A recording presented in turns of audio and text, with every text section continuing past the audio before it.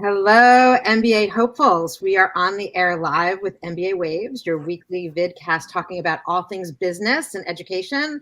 And this week we're going to throw in some LSAT and law school topics, but we're here every Tuesday bringing you tons of tips to help you get into a top-ranked MBA program and getting you up close and personal with schools and the professionals in this space that we host on the show, where you can get your questions answered. And I'm Bara Sapir. I am the CEO of Mindflow and City Test Prep. I am your host today. I'm not joined by Eric, who is someplace beautiful and magical, I am sure, but he'll be joining us next week. And I'm here with three awesome guests who I know personally, and I've known for some of them for almost a decade. And then someone, David, I've known for about 2 years now. And so I'm really excited to bring them on board. And I figure the best thing that we can do is have us go around one by one and introduce yourself and the organization, company that you're with and what you do, a little bit about your background, and share with our listeners. Anna, why don't you go first? Sure. I'm Anna Ivey, and I'm here from Ivey Consulting, and we do primarily law school and undergrad admissions consulting. So today we'll focus on the law school piece and how that intersects with joint degrees for MBAs. I'm the former dean of admissions at UChicago Law School, and I wrote a book called The Ivey Guide to Law School Admissions, if you care to read, 300 pages on the subject. And I'm so excited to see you all. And some of you I've known for a long, long time. So this is going to be fun. Yeah, it's great to see you. And you're in LA. You're in sunny LA. I am in LA. I'm in the Bay Area. It's a little overcast. But that's why I have my blinds closed. It gets too sunny. Yeah. Andrea, how about you introduce yourself? Well, I was going to say I am still waiting after many years to get my Ivey Guide to Law School signed, since I do have a copy on my shelf. I'm Andrea Sparrey. I lead the consulting firm Sparrey Consulting Group. We do both admissions to leading graduate programs, but we also focus on career development for young professionals as well. Because the turning points that people face in life, sometimes the right decision is school and sometimes it isn't. So we work with folks in both situations.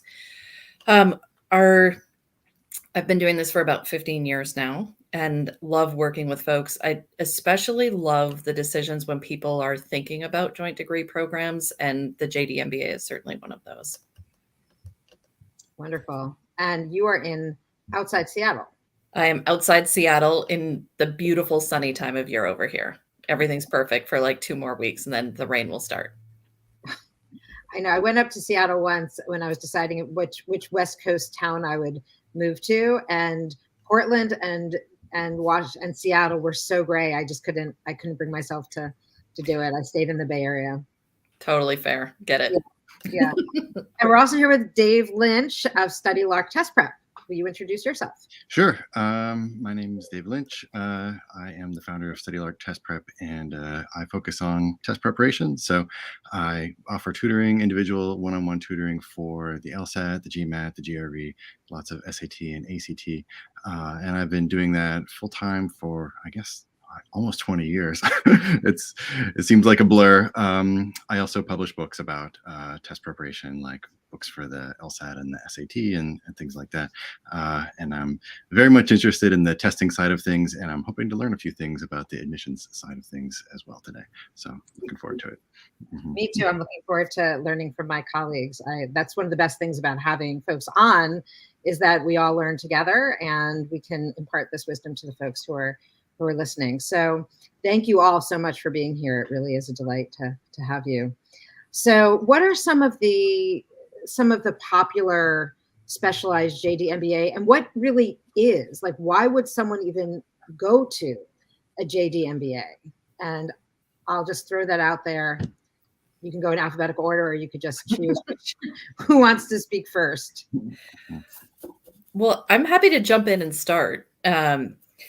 There are so many different reasons I've seen people explore JD-MBAs over the years. A lot of it has to do with starting at the end point and working backwards when it's been a successful process for people, and thinking about careers that are that really require a dual skill set. So for some people, that's been in investing, but where they want to launch an earlier stage fund and realize they're going to be wearing many hats and want some expertise.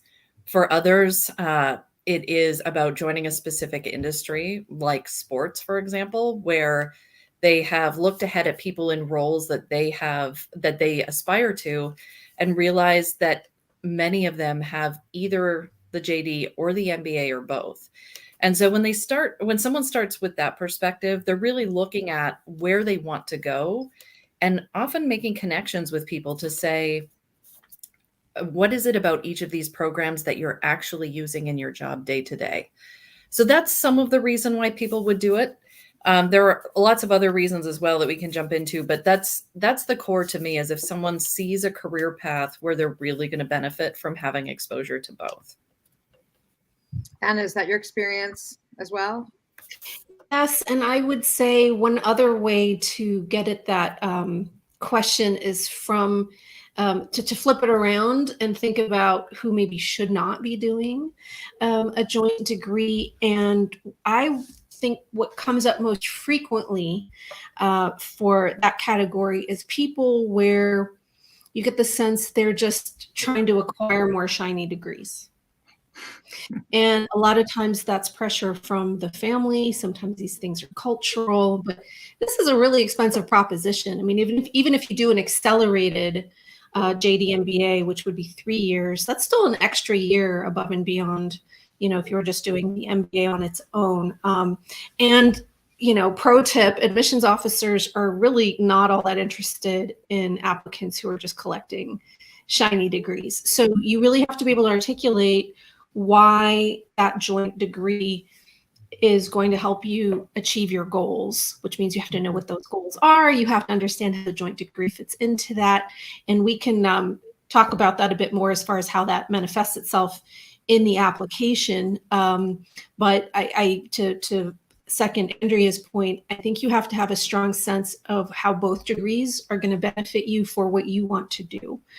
And that's just not the case for everything. Even if the additional degree might add some kind of value, does it justify that extra time and expense? Because at a minimum for some people, that's going to be an extra year that they're not out there post-degree working on their new careers or pivoted careers. So I do think it requires some reflection, both for your own sake as an applicant, but also because admissions officers are going to hold you to a pretty high standard to make that argument.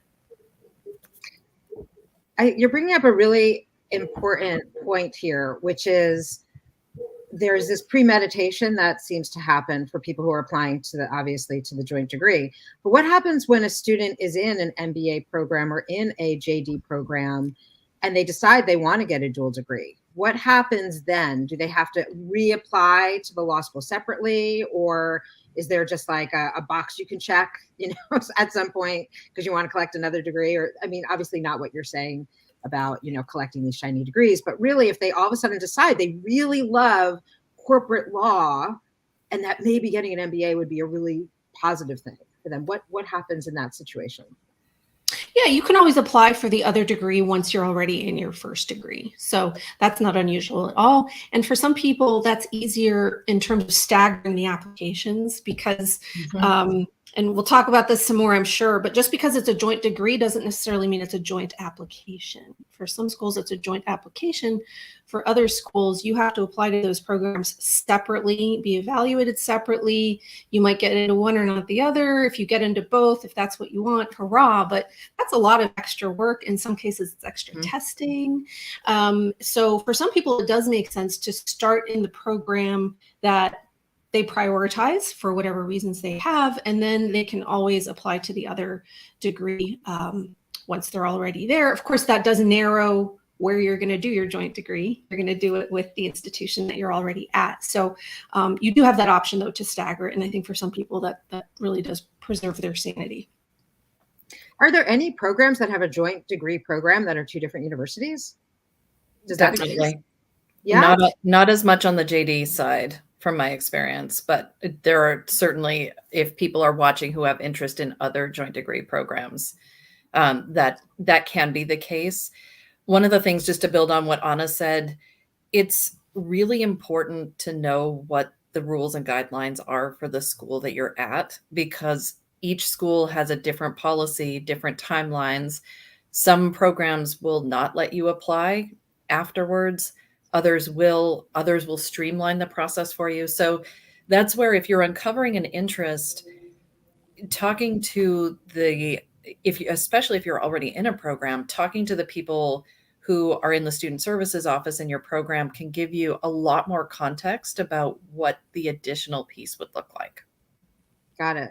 Yeah. And would the additional piece be, let's say we're talking about time, if you apply to a joint degree program versus applying to a program mid-program, like if I'm in the MBA program and I apply to the JD, would it still be that extra year as the joint program, or you actually, I don't want to say penalized, but do you wind up actually having to do more schooling because it isn't already pulled together, or does it just depend on the school that you're looking at?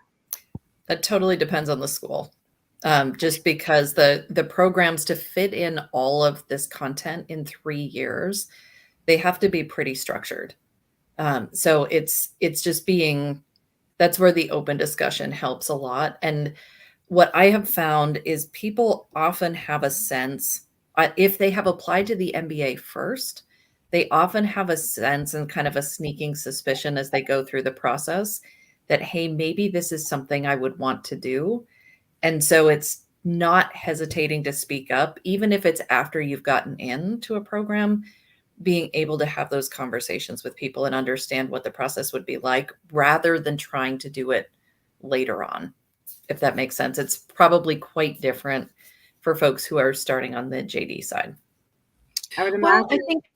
I think it depends on whether it's a 3-year joint degree or a 4-year joint degree. So some schools offer one or the other. Some schools offer both.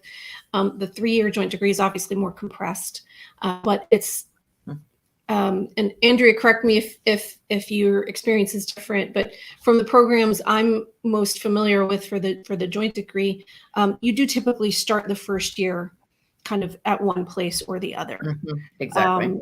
So if you're in the law school doing your 1L a year and you decide you want to apply for an MBA as well, that doesn't really change all that much. It might be the summer, if you're in an accelerated program or a condensed program, the summers do look different than for the longer programs, if you're doing the joint degree. But usually you're starting off for the first year at, one program or the other. And so you're not necessarily losing much, if anything, if you then decide you want to do the joint degree. But you do have to figure that out pretty soon, especially if it involves taking another test. And that's where I would defer to our testing expert, David, because you definitely need to budget some time for that.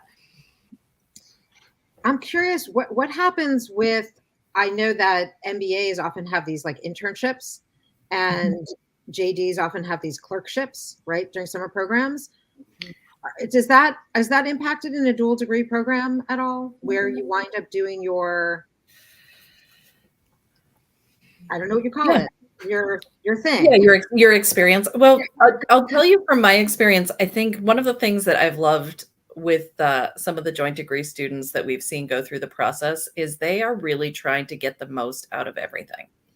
So let's say it's a 3-year program. Oftentimes they will spend their first summer doing something in law. Maybe it's a clerkship, maybe it's something entirely different. But then they will often tack on another internship before or after to get some exposure to business. And so one of my favorite stories is about a JD-MBA from Kellogg, actually a few years back, whose group came together and told him, a study group for a class that had a very intensive end of semester project or end of term project. They came together and said, look, we know that you want to go and try this thing. It also means that you're jetting out of here 3 weeks early.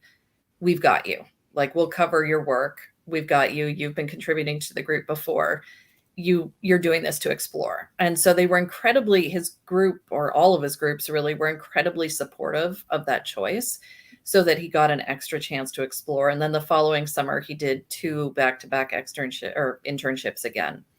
So there was a lot of exploration because his interests really were, he was really trying to figure out if he was going to go the law firm route or if he was going some other route post MBA.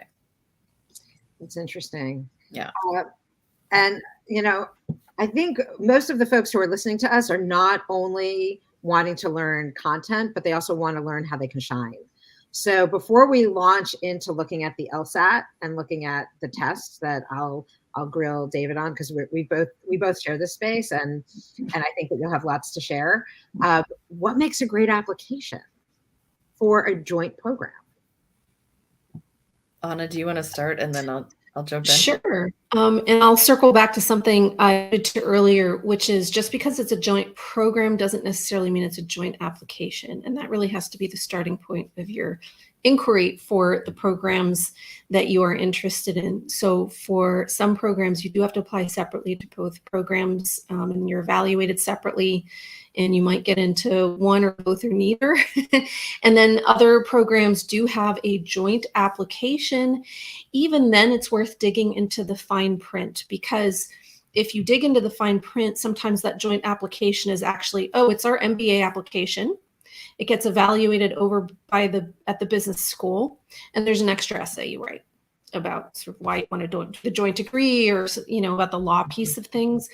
And in that case, you really are presenting yourself to an MBA admissions audience, and you have to keep that in mind. Other joint applications are reviewed, I'm thinking, for example, of Penn, are reviewed by both schools. Although it's interesting, the application still goes through the MBA side, but they're evaluated by programs. You submit your recommendations through LSAC on the law side. I mean, it's very mix and match at some programs. So you really have to look at the specifics and see who is evaluating your joint application, because those are really different audiences, and sometimes they do have different priorities. What do you think, Andrea? Yeah, I completely agree. I think the complexity of the application process is different, right, than applying to a single program. And so it's some of the most successful folks I've seen start with just tremendous organization at the beginning to be really clear on what schools, what the process is, where the recs go, where the scores go, all of the pieces. And that organization helps because it provides some helpful expectation setting. There are certain cases where if your score is a number of points below an average for a school, that may or may not be relevant on the MBA side. It may be really relevant on the law school side. And so it's helping people to focus their energies and efforts on places where they're going to have a likely successful outcome or a possible successful outcome.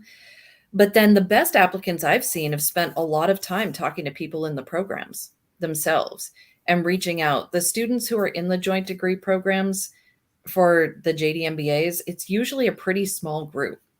And they have a very clear sense of who in their class is there for the right reasons and who's thriving and maybe who isn't. And many of those folks will be eager to help you make the right choice. I think we talked about admissions before, not being interested in someone just adding a degree. I think even further, students aren't interested in people going to a program that might waste their time, right, or make a bad experience for their class. So it can be incredibly valuable to have those conversations with a spirit of exploration, but then bringing that back to the application to say, this is why I need both. I'm going to be a part of this group in this program that's going to develop this skill set. And then I'm going to go to this other program. And here's where my bridge between those two is going to be valuable as well, both to yourself and to the people that you're going to be in class with. That's where it really shines. It certainly helps for people to be done with testing early and to be confident in the scores that they're approaching the process with, because then they can take that time to really do that exploration and they're not juggling. Let's talk about the tests. So the tests. So some schools, would you say, require both tests, and they're very conservative about it? GMAT, LSAT. Are there some schools that, I mean, there are business schools now that are accepting alternative tests, right? They might even accept the MCAT, I've heard, right? And then there's some law schools that I've heard some murmurs where they're even thinking about getting rid of the LSAT, which I think is so preposterous, but like there are murmurs that might happen. So before we get into the weeds about the test, tell us a bit about what's general, and then what have you also seen that's a little bit interesting in these programs? Yeah, I think if you haven't taken any tests yet at all, the most versatile is going to be the GRE, which is accepted by almost all the law schools that you would apply to for a joint degree, as well as the business school side. If you have already taken a test, you might have to take another one. And sometimes that's unavoidable. But the GRE really sits in that sweet spot in the Venn diagram because you can cross over and make that work for both programs. The one outlier I've seen that is kind of interesting is that, to my knowledge, the top joint programs typically do not accept the LSAT as their standardized test. They'll look at it, but you would still have to take the GRE or the GMAT, with the exception of Chicago, which allows you to use either an LSAT or a GMAT or a GRE. So for people who are starting on the law school side and therefore have already taken the LSAT, you could use that same LSAT for your joint MBA application, but that's not going to work at most joint programs. Andrea, what do you think? Yeah, totally agree.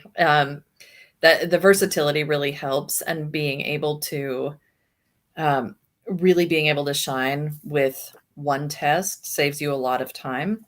For people who are exceptionally good at test taking, and there are some of those, David, They're out there. They are out there. I'm sure, David, you were one of those people. Yes. Yeah. But every once in a while, I'll come across a client who just loves test taking because they're really good at it. It's a chance to differentiate yourself. That can be a reason to do the LSAT and the GMAT. And the reason for that is that exceptional performance on both of those tests can convey a different kind of candidacy than someone who's taken one test. So it's just a thought for the small percentage of folks out there who would love to wake up on a Saturday and go and spend 3 or 4 hours doing a standardized test.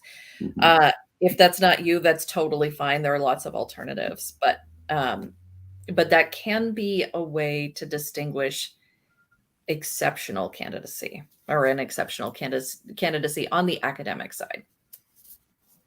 Are there financial reasons to take these tests, take these two tests? Are there any scholarships that are attached to the JD-MBA programs that high scores would lead them in a direction of financial booty?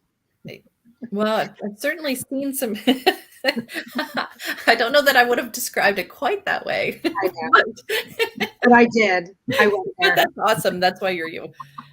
No, there are definitely scholarships available. I think what is really helpful is to know, again, to be talking with other students, to have a sense of the framework and expectations in individual programs. Some of the scholarships come from the law school side first, and others will come from the business side first. Some of them will create a package together. In some cases, I've seen candidates who get offers from both, and it's really clear that neither school has talked to each other in offering money. That happens as well.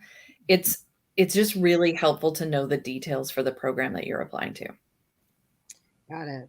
So let's talk about the testing. So David, what happens when someone comes to you? I don't know if this has happened, and they say they want to do a JD-MBA program, and they ask you what test they should take.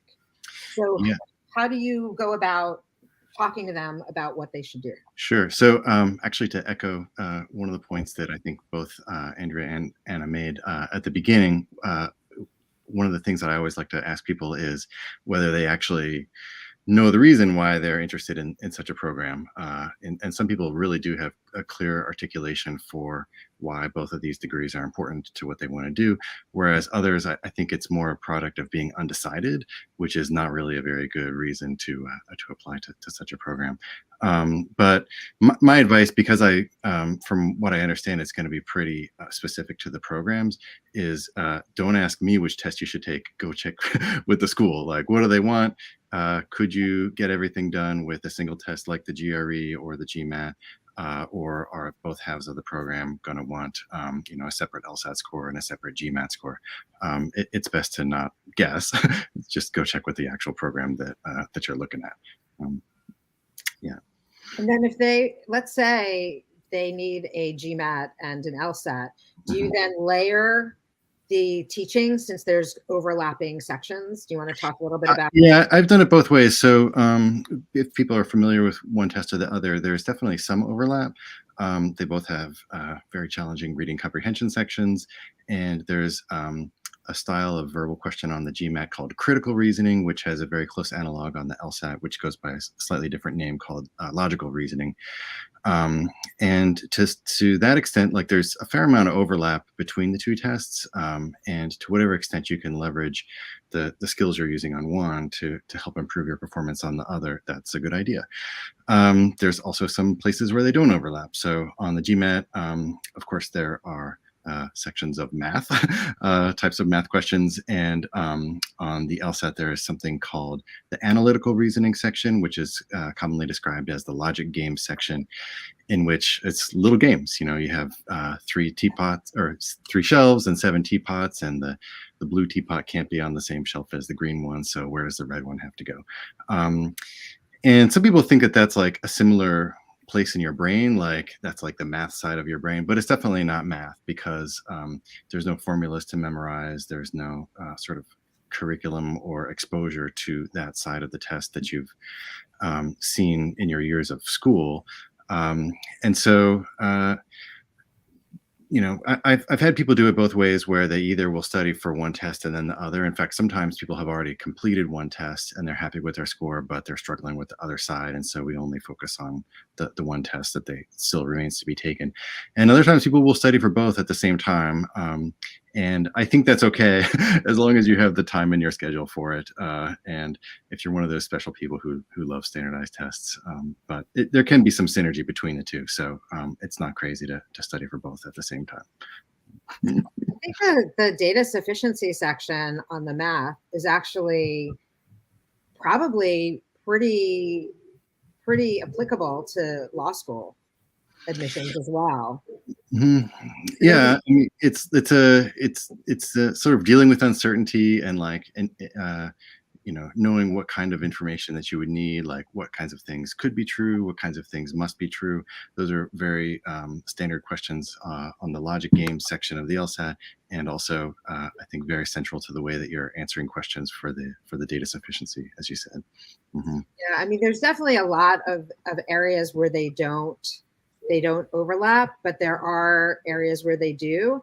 And I was thinking, Andrea, as you were speaking, that it's interesting because there's such different study cohorts, right? In law school, you're doing a lot of work on your own, but in business school, you have teams, right? And I don't know I wonder, does that show up on the application at all, whether you're a team player or you're someone who likes to do things solo? Is that at all showing up on the application itself? It certainly shows up in different places. I think it's also, again, each place is very distinctive. So while MBA programs tend to be more team oriented, there's a huge spectrum on that front as well amongst programs. So it is helpful as you're getting to know each program to be able to showcase the skills. Some people are really dynamic and can be very effective in both kinds of environments. And so it's looking at, what are you trying to convey about who you are as a candidate? It may not be about group work and then individual work. It may be group work, but the ability to structure and solve problems and to be the one driving process that gives someone confidence that you can do something independently as well.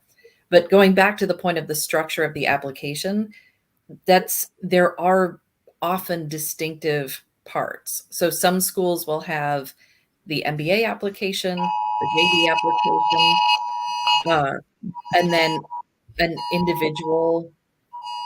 Sorry, California-wide alert on everyone's cell phone. My apologies. Even if you're silenced, my bad. No worries.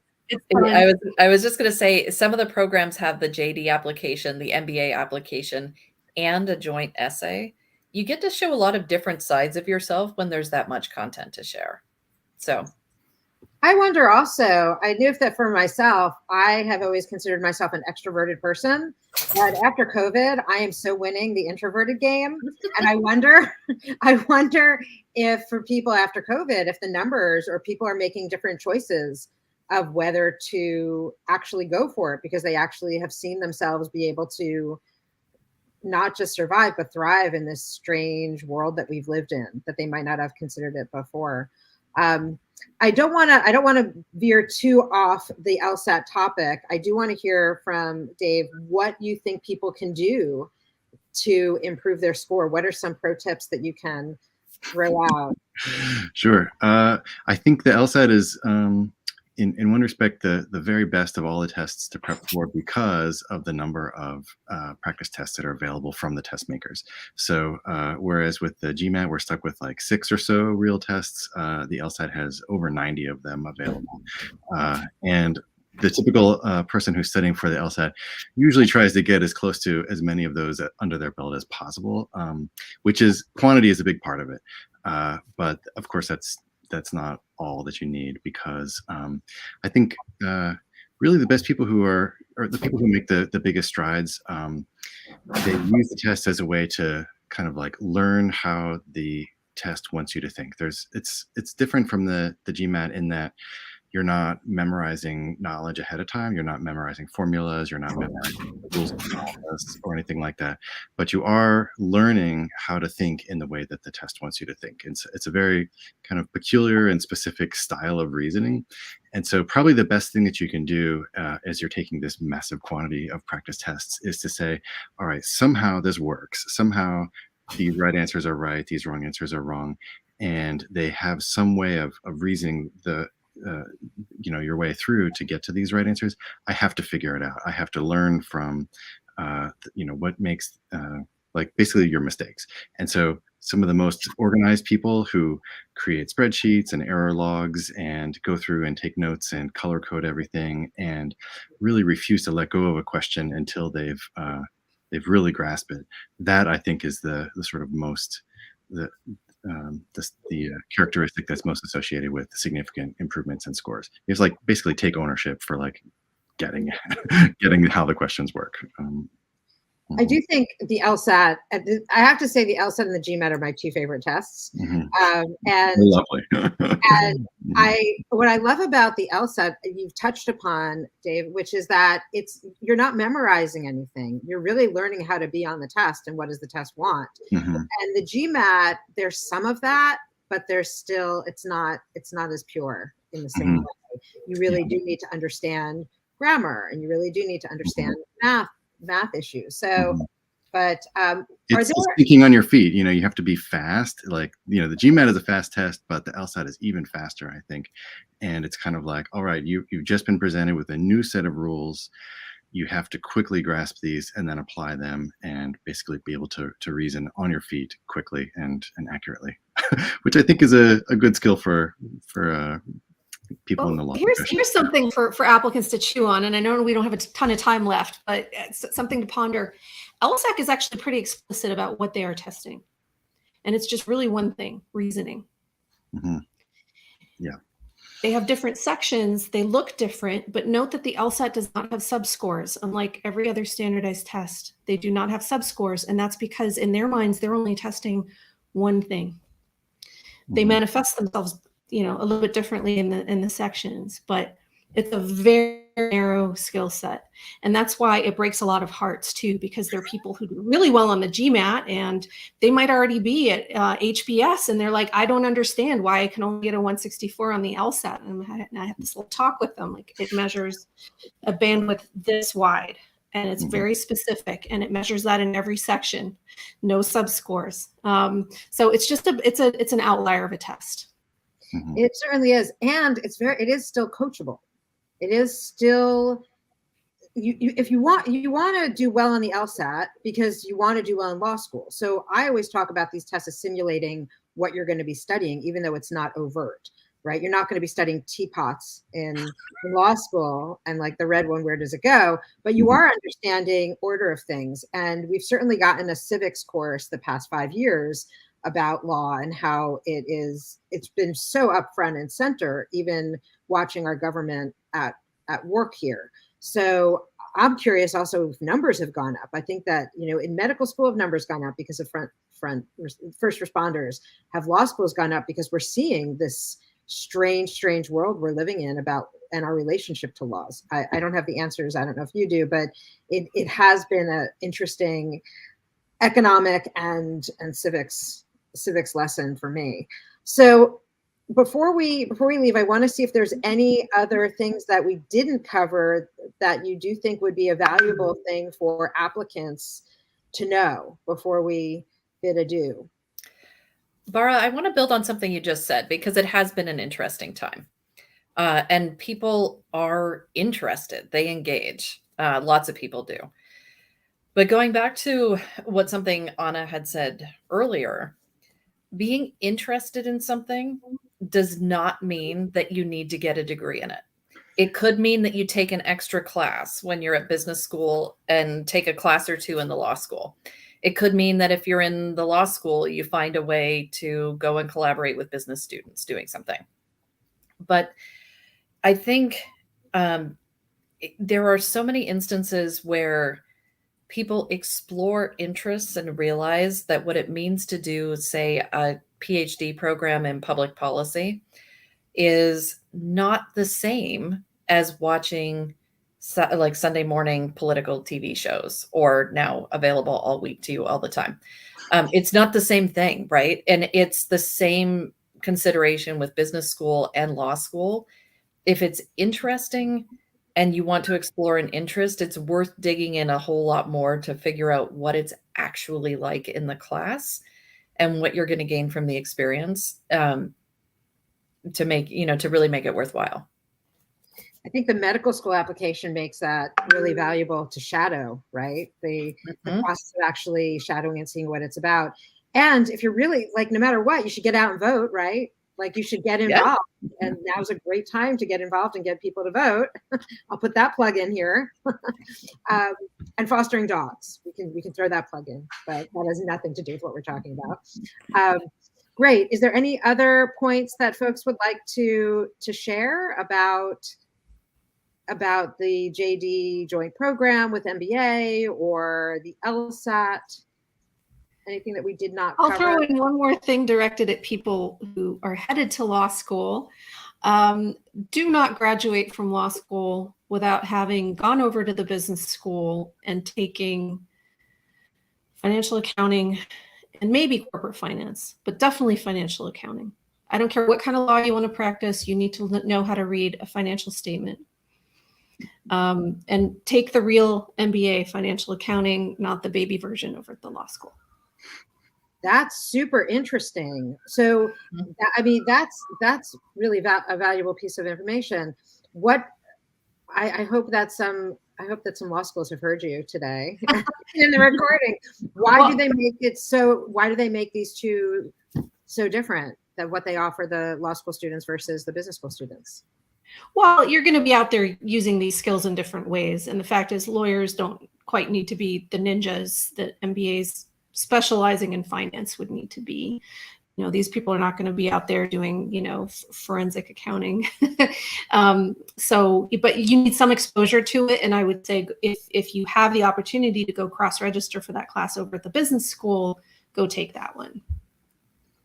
Great. And David, can you share like how long you usually have your students study for the LSAT and how they should prepare in terms of just time-wise, and then we'll Sure. wrap it up. Yeah, it's very personal. It kind of depends on where people are starting and how much progress they need to make before they get to where they want to go. But the sort of typical amount of study for really any test, GMAT, GRE, or LSAT, is about 3 to 4 months. Some people do less than that. Some people do far more than that. But you don't want it to drag on forever. You want kind of an intense period of study, get to your best and take the test and then never think about it again. That's the goal. Yeah, absolutely. Well, I want to thank our guests today. Thank you so much for joining us. It's great to see all of you. I look forward to seeing you all in person before long. And don't forget, for folks who are watching, that you can reach out to any of these professionals if you've got further questions. We'll put their information in the comments. And next week, we also have a great episode about discovering flexible MBA programs, specifically at the Smith School of Business. So we have Teresa Pyers, who's joining us, who's the director of MBA recruitment, and that's on September 6th. Eric will be back. We might learn a little bit about his vacation. I got some pictures, which were absolutely glorious. And if there's any other questions or things that you'd like us to cover on MBA Waves, please reach out to us directly. This is for you, the folks who are applying to business school and joint degree programs. And so we are here for you, and you can see what's happening next at MBA Waves. So everyone have a wonderful rest of the week. Thanks again to our guests, and we look forward to seeing you soon.